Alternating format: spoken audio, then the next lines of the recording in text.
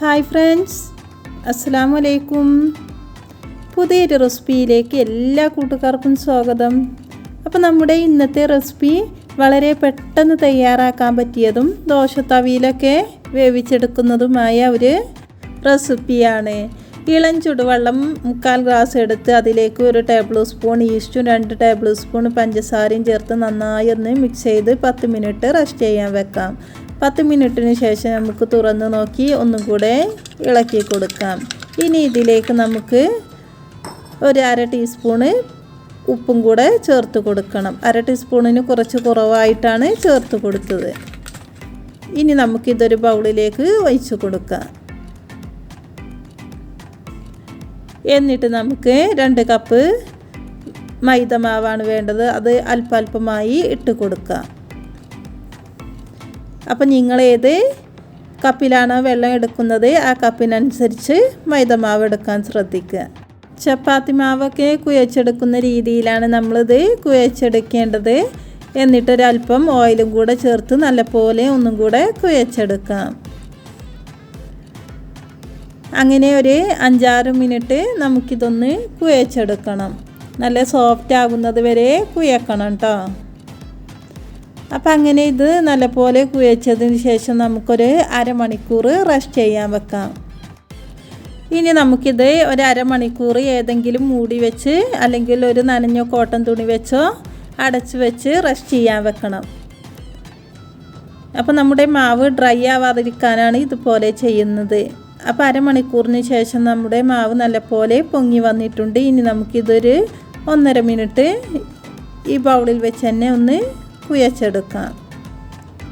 അപ്പോൾ അങ്ങനെ കുഴച്ചെടുത്തിട്ടുണ്ട്. ഇനി നമുക്ക് കുഴച്ചെടുത്ത മാവ് കൗണ്ടർ ടോപ്പിലിട്ട് മുറിച്ചെടുക്കാം.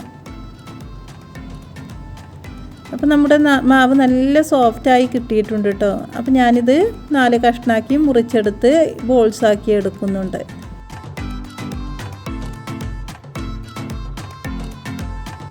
അപ്പോൾ നമ്മൾ ബോൾസ് ആക്കുന്നത് കുറച്ച് വലിയ ബോൾസ് ആക്കി എടുക്കണം കേട്ടോ. ഈ ബോൾസ് നമുക്ക് കോട്ടൺ തുണി വെച്ച് മൂടി വെച്ച് ഒരു 10 മിനിറ്റ് റെസ്റ്റ് ചെയ്യാൻ വെക്കാം.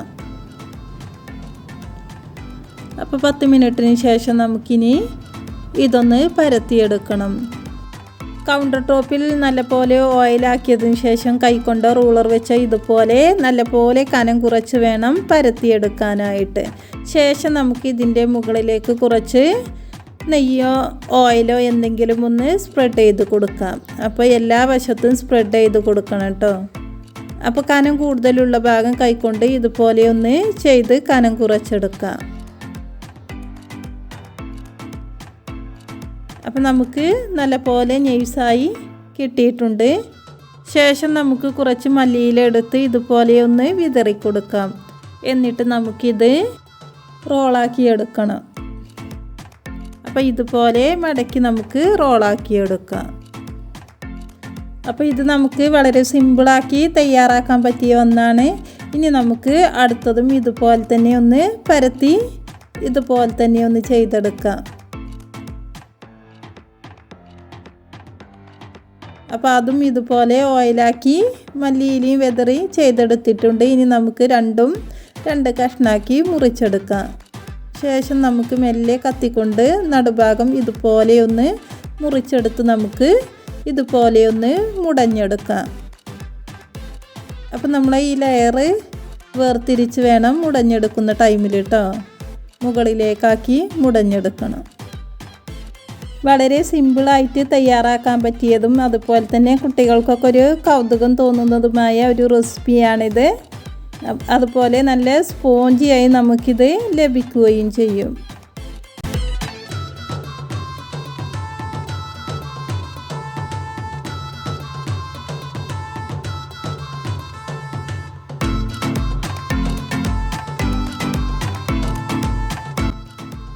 അപ്പോൾ ഞാനിത് പാനിലേക്ക് വിട്ട് 3 വെച്ച് കൊടുത്ത് അതിൻ്റെ മുകളിൽ കുറച്ച് ഓയിൽ സ്പ്രെഡ് ചെയ്ത് കൊടുക്കുന്നുണ്ട്. ശേഷം ഞാൻ അടിച്ചട്ടിയിലുള്ളൊരു പാത്രം ചൂടാക്കിയതിന് ശേഷം അതിൻ്റെ മുകളിലേക്ക് പാന് വെച്ച് കൊടുത്തിട്ടുണ്ട്. എന്നിട്ട് ലോ ഫ്ലെയിമിലേക്ക് മാറ്റി മൂടി വെച്ച് അടച്ചു കൊടുത്ത് എയർ പോകുന്നത് ഒഴിവാക്കി കൊടുക്കാം. അപ്പോൾ ഒരു 15 മിനിറ്റ് ആയപ്പോൾ നമ്മുടെ ഓർഡിനറി ബ്രെഡ് ഇവിടെ റെഡി ആയിട്ടുണ്ട്. അപ്പോൾ നമുക്കിത് വെന്തോ എന്നറിയാൻ വേണ്ടി നമുക്ക് കൈവച്ചൊന്ന് വിരൽ വെച്ച് ഇതുപോലെ ഒന്ന് ചെയ്ത് കൊടുത്താൽ മതി കേട്ടോ. അപ്പോൾ ഇങ്ങനെ വെക്കുന്ന ടൈമിൽ ഇങ്ങനെ താന്നു പോകും, പിന്നെ അത് പൊങ്ങി വരികയും ചെയ്യും കേട്ടോ. അടിഭാഗം ചെറുതായി ഒന്ന് കളർ മാറിയിട്ടുണ്ടാവും. അപ്പോൾ ഇങ്ങനെയാണ് ഇതിൻ്റെ വേവ് അറിയുന്നത് കേട്ടോ. നല്ല സ്പോഞ്ചിയായി നമുക്കിത് ലഭിച്ചിട്ടുണ്ട്. കുട്ടികളും വലിയവരും ഒരുപോലെ ഇഷ്ടപ്പെടുന്ന ഓർഡിനറി ബ്രെഡ് ഇവിടെ റെഡി ആയിട്ടുണ്ട്. ഇനി നമുക്ക് സർവിങ് പ്ലേറ്റിലേക്ക് വിളമ്പാവുന്നതാണ്. അപ്പോൾ നമ്മുടെ ഇന്നത്തെ റെസിപ്പി ഇഷ്ടമായാൽ ലൈക്ക് ചെയ്യുക, ഷെയർ ചെയ്യുക, കമൻറ്റ് ചെയ്യുക. പുതിയൊരു റെസിപ്പിയുമായി വീണ്ടും കാണാം ഇൻഷാ അല്ലാഹ്.